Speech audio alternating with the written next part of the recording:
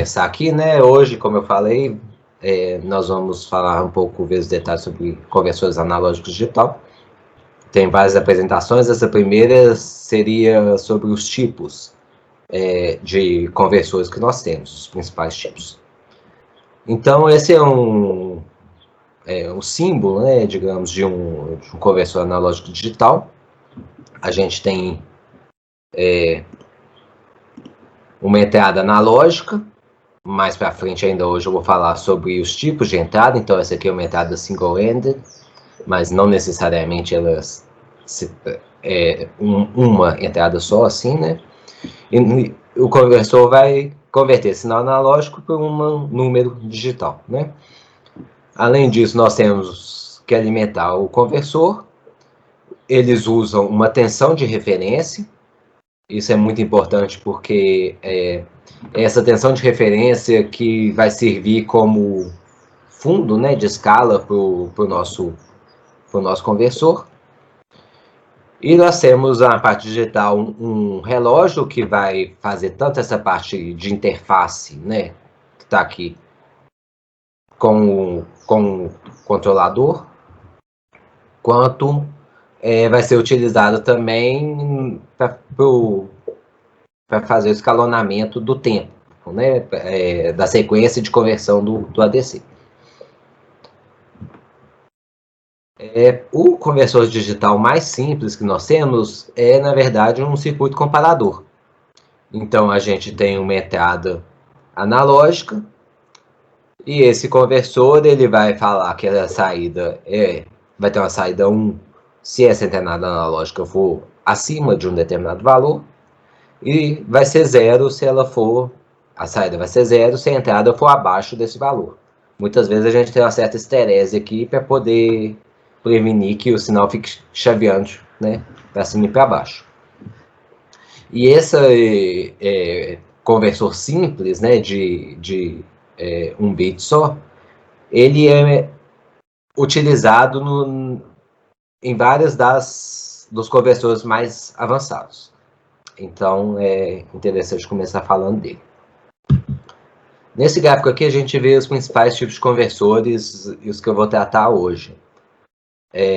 O eixo aqui, né, nós temos a taxa de amostragem, começando em amostragens baixas de 10 Hz ou menos, e chegando até taxas bastante altas de 1 GHz. E aqui nós temos a resolução. Sem ser nessa apresentação, na próxima eu vou dar mais detalhes sobre a resolução.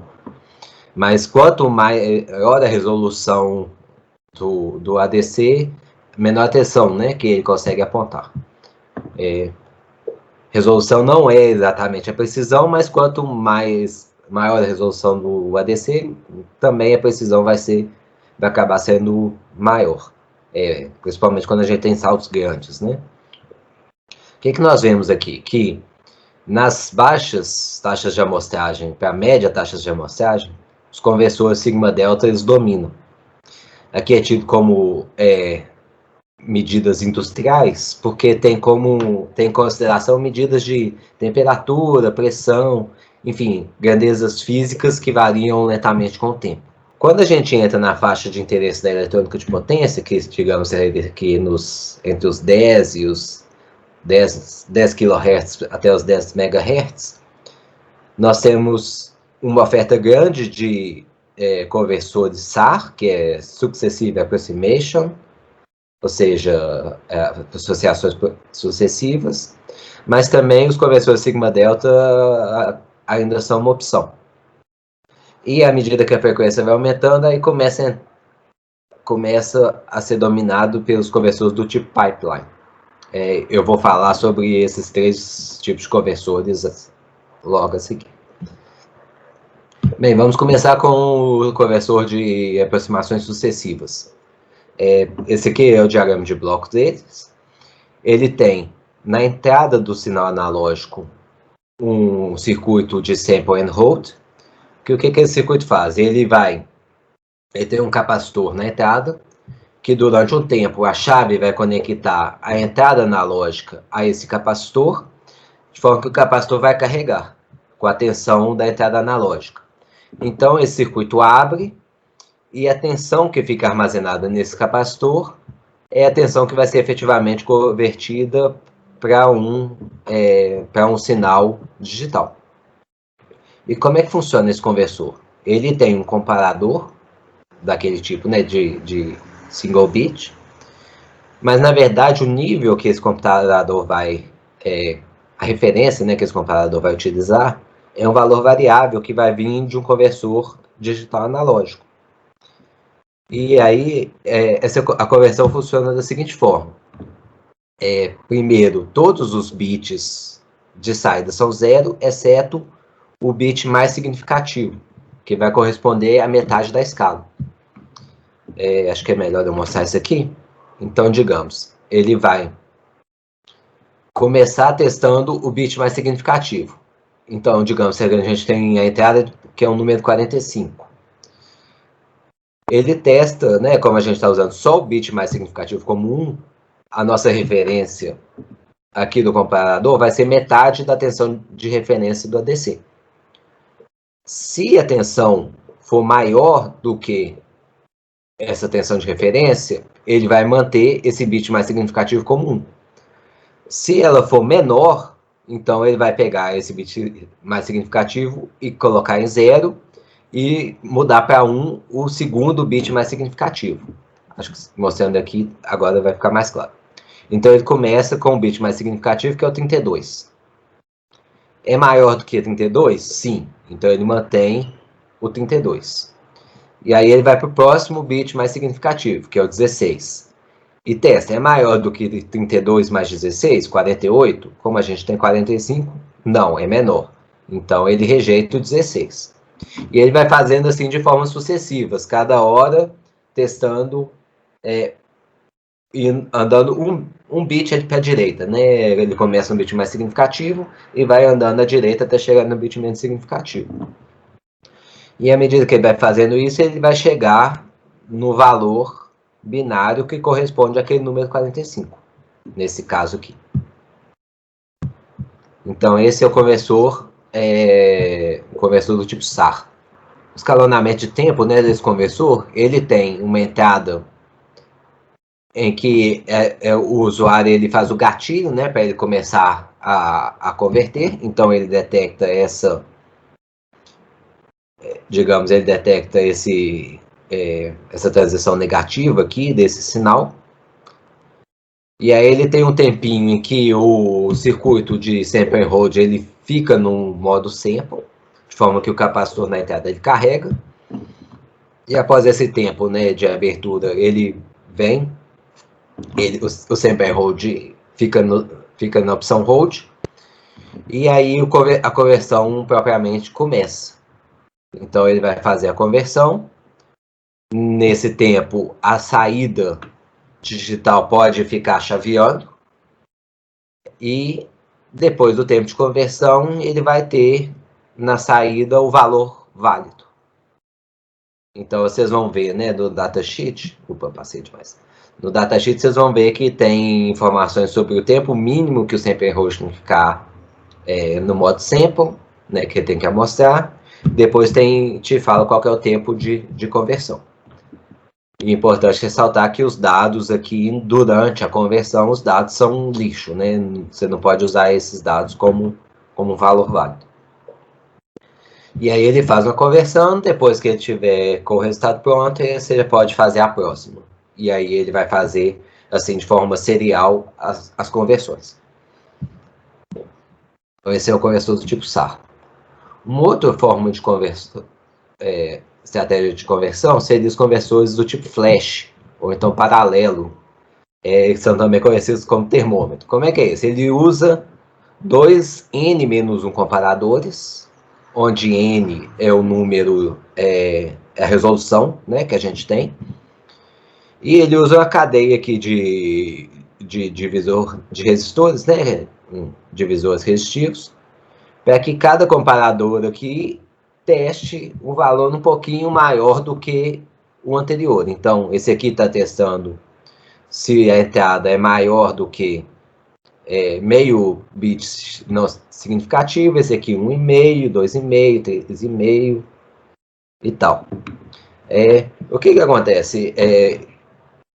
Esse circuito ele vai ter muitos comparadores e a saída dele vai ser como um termômetro. Por isso que ele fala, né? À medida que sua entrada vai aumentando, o número de comparadores aqui que vai ter saída 1 vai aumentando também aqui nessa escala, né, vertical. E aí isso não é um número da forma como a gente quer, né? A gente quer converter esse número de 2AN menos 1 comparadores em um número 2 que seja com N bits. Então tem um circuito digital aqui que vai fazer um encoder, né? Que vai pegar essa saída em termômetro e colocar um número digital. Esses conversores eles são extremamente rápidos, porque esses comparadores eles estão atuando em paralelo. Então é basicamente o tempo deles fazer a transição para a saída e desse circuito de encoder processar essa saída e colocar a conversão aqui na representação que a gente quer. Então eles são muito rápidos, mas eles precisam de o consumo deles é alto, né? Porque a gente tem muitos dispositivos. Eles são grandes também por causa disso. A gente tem muitos dispositivos, muitos resistores. Eles têm uma capacitância de entrada muito alta. Isso é fácil de entender por quê? Porque a gente tem aqui na entrada analógica vários comparadores e cada comparador desse tem uma capacitância associada a essa entrada. Então, na verdade, a gente vai ter 2AN-1 capacitores em paralelo. Então, essa capacitância é alta. E a mesma coisa, uma corrente de polarização alta, porque a gente precisa para poder alimentar, né, esse número grande de comparadores. Então, o que isso causa? Causa que a resolução desse tipo de conversor seja pequena, porque senão a área, né, e o preço acaba explodindo e aí a gente não consegue ter dispositivos competitivos.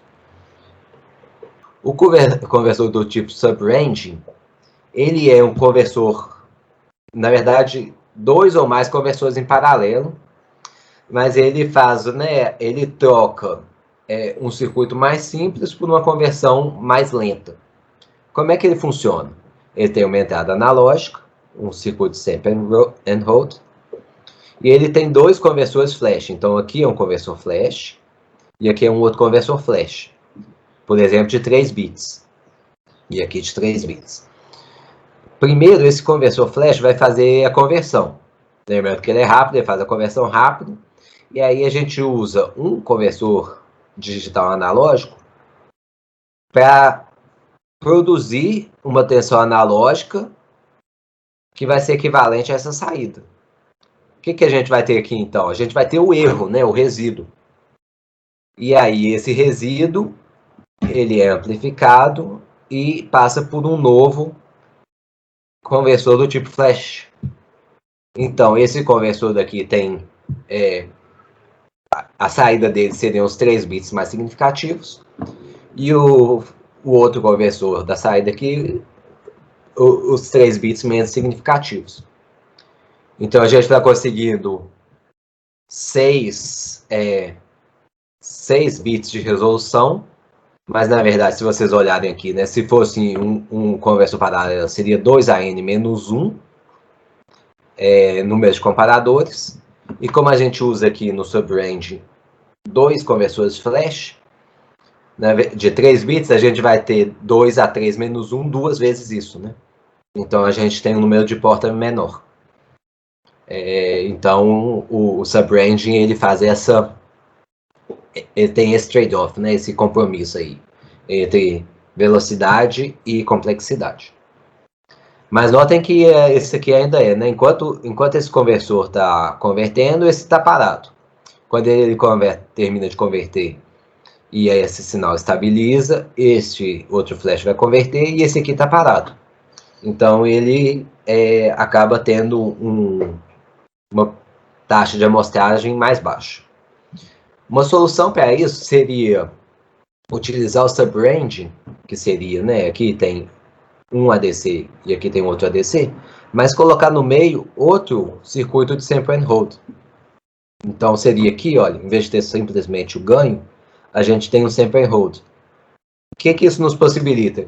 Possibilita descasar ou fazer com que ambos os conversores, ambos os estágios, convertam ao mesmo tempo.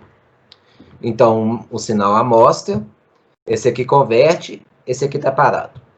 Quando esse primeiro estágio terminou de converter, a gente tem o resíduo, esse circuito vai amostrar e vai abrir.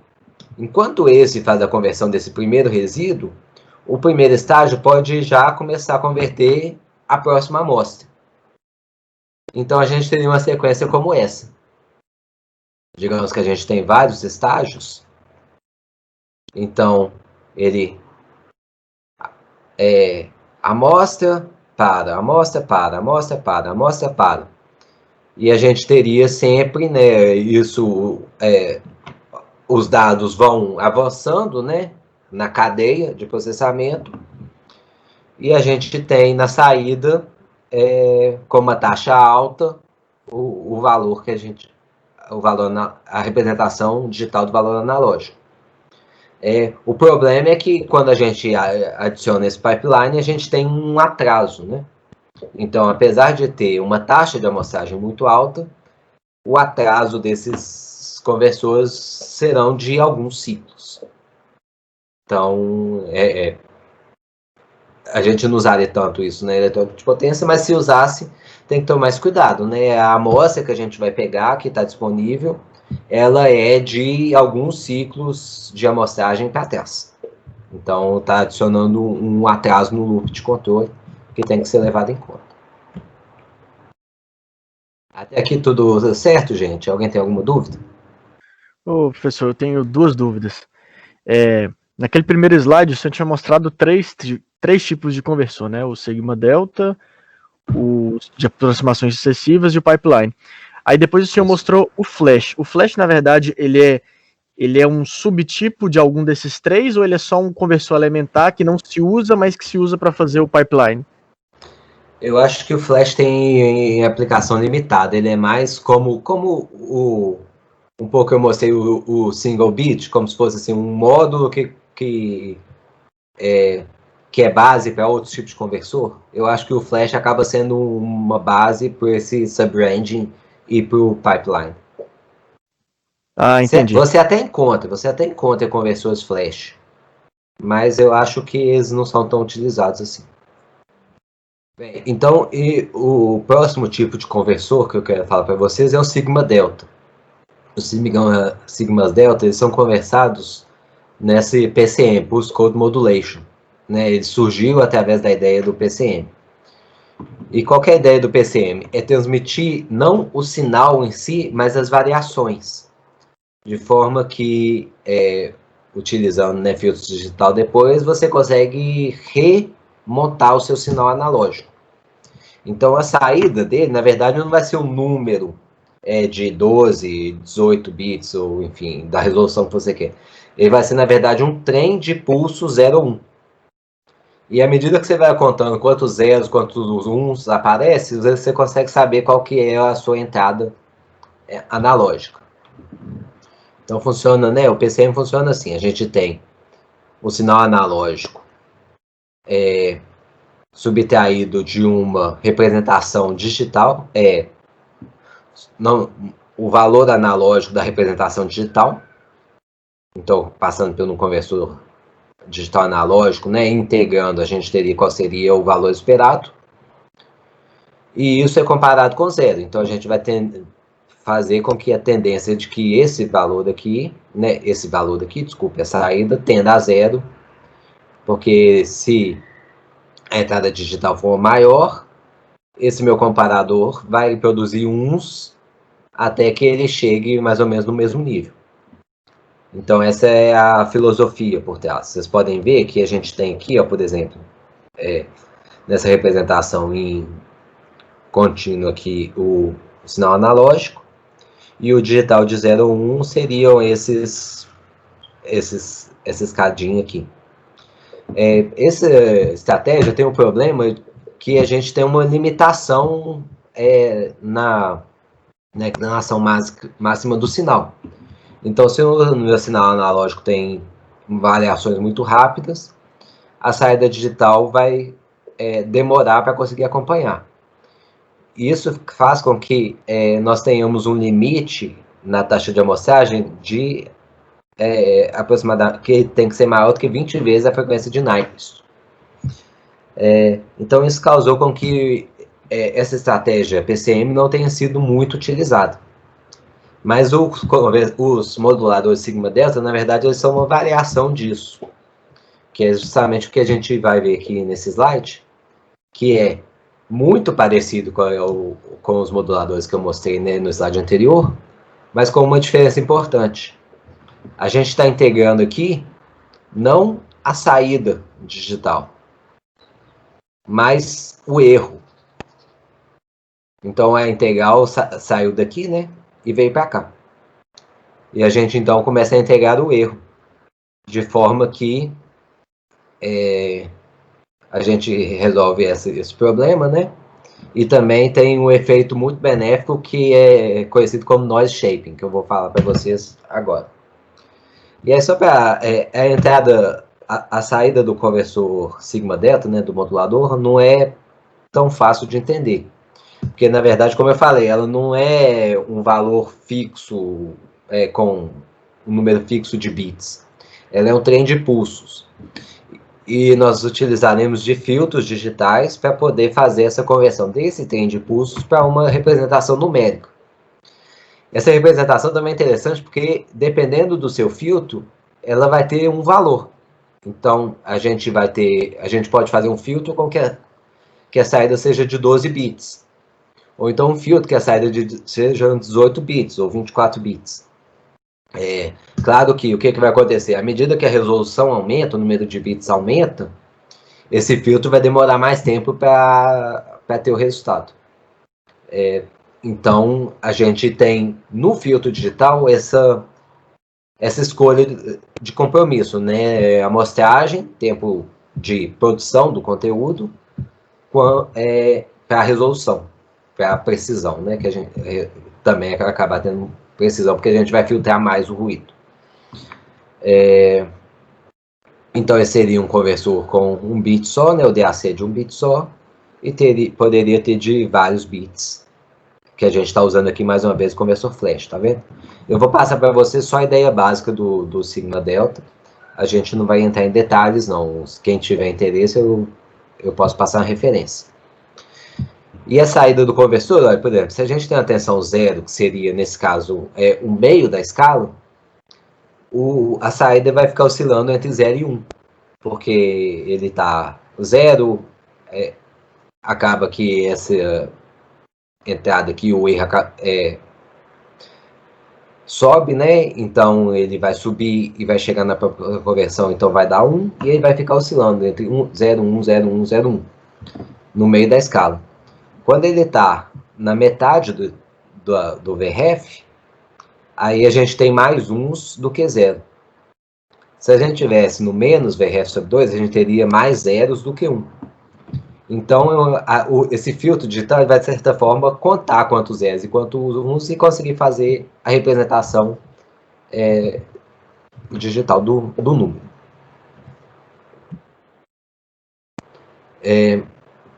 Os conversores sigma-delta, eles conseguem chegar a resoluções muito altas, de 24, eu acho que tem conversor até de 32 bits. Na próxima apresentação eu vou mostrar para vocês, uma resolução de 24 bits já é uma coisa absurda. A gente chega no bit menos significativo na ordem de 200 nanovolts, qualquer coisa assim. Ou seja, a gente tem uma resolução muito, muito, muito fina.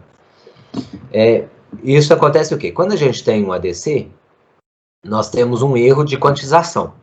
Também vou mostrar no próximo slide, mas esse erro pode ser entendido da seguinte forma. O nosso valor analógico ele vai ser convertido em uma representação digital. Tem uma banda de valores analógicos que vão dar na mesma representação digital. Então, a representação digital vai representar o número que está no meio dessa banda, precisamente, com 0 erro. Se o valor é um pouquinho acima, um pouquinho abaixo, a gente tem um erro devido à quantização, porque a gente está pegando um valor contínuo e tornando ele discreto, né? Se nós aplicarmos na entrada de um conversor analógico digital um seno que tenha amplitude na escala toda, nós teremos na saída um ruído que vai ser constante, que vai ser igual a Q dividido por raiz de 12, sendo que Q é o valor de tensão do bit menos significativo. E esse ruído na frequência, ele é constante de 0 até a frequência de Nyquist, que é a frequência de amostragem dividido por 2. E esse Q dividido por raiz de 12 é a área aqui, tá? Não é o valor que a gente chega aqui, não. Se a gente fizer uma sobreamostragem do nosso sinal, a gente ainda tem o mesmo erro Q dividido por raiz de 12. Mas o que acontece? Na verdade, a gente está espalhando esse erro na frequência por uma faixa mais ampla. Então, nós temos aqui um valor constante aqui menor, porque ele é integrado por mais tempo. Como a gente está interessado somente, a gente está sobreamostrando, mas nós estamos interessados aqui na frequência de Nyquist para baixo, quando a gente coloca um filtro digital, a gente está removendo esse ruído. Então, a sobreamostragem nos permite se ver livre de uma parte do ruído. Tá? Então, os conversores, né, sigma delta, eles trabalham sobreamostrando. Então, na verdade, essa frequência aqui, olha, que a gente vai trabalhar, vai ser uma frequência alta. Não é tão alta, né? A gente tem limitações, mas digamos 20 MHz, 30 MHz, algo, digamos, nessa faixa. A gente não costuma colocar muito mais, porque costuma, pelo circuito, mas também por problemas de radiação de ruído, RMC e tal. Mas, então, ele teria uma taxa de amostragem mais alta que o modulador sigma delta trabalha. Mas não só isso. Como a gente tem essa integral aqui, ela causa uma alteração no ruído. O ruído, por causa da integral, ela não vai ser constante na frequência, mas, na verdade, a integral vai fazer com que o ruído em baixas frequências seja mais alto e ele aumente à medida que a gente vai aproximando da frequência de Nyquist da sobreamostragem.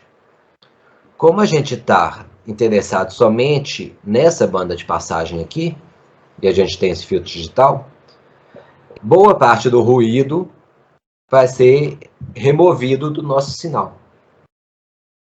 E assim a gente consegue chegar a a resoluções muito altas com esse tipo de conversor.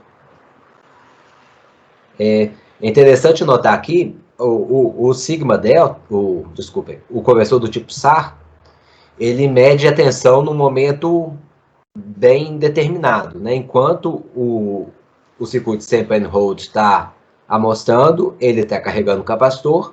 Quando ele abre o circuito sample and hold, é aquela tensão do capacitor que vai ser convertida. O conversor sigma delta não, ele está sempre amostrando. Então ele não vai te dar uma ideia da tensão em um ponto específico. Ele vai te falar qual que é o valor daquela tensão na janela que você está medindo. Você vai fazer uma conversão, ele demora um tempo, produzir um resultado. Então, é o resultado correspondente a essa janela. Depois você vai fazer outra conversão, tem outra janela. Então, ele vai fazer, né, a amostragem, o seu filtro, né, digital vai processar as amostragens e vai te produzir outro resultado.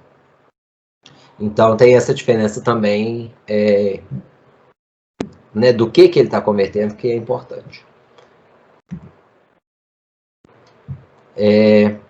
Então, para tentar sumarizar, assim, consolidar um pouco, nós temos 3 principais tipos de conversores. Então, os conversores SAR, que são de aproximação sucessiva, eles conseguem chegar a alta resolução e também a precisão muito boa.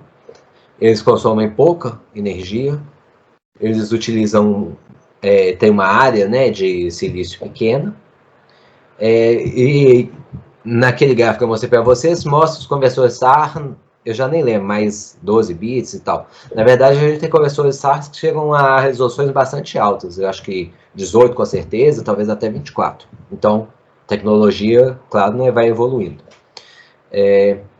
E também isso da taxa de amostragem, a gente tem já padrão conversores assim com megasamples por segundo e eles chegam até algumas dezenas de megasamples por segundo.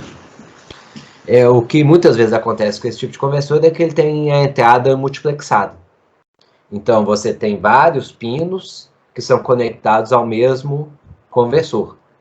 E aí o conversor vai fazer a conversão, ele faz a conversão de uma entrada, aí o multiplexador muda a entrada que está conectada, aí ele amostra e converte a outra entrada, mostra e converte outra entrada. Então, essa taxa de amostragem aqui, ó, de megasamples por segundo, ou a taxa de amostragem dos conversores SAR, ela vai ser dividida pelo número de canais que você está medindo. Se você vai medir um canal só, você consegue a taxa de conversão completa do conversor. Se você está multiplexando, aí você começa a dividir, tá?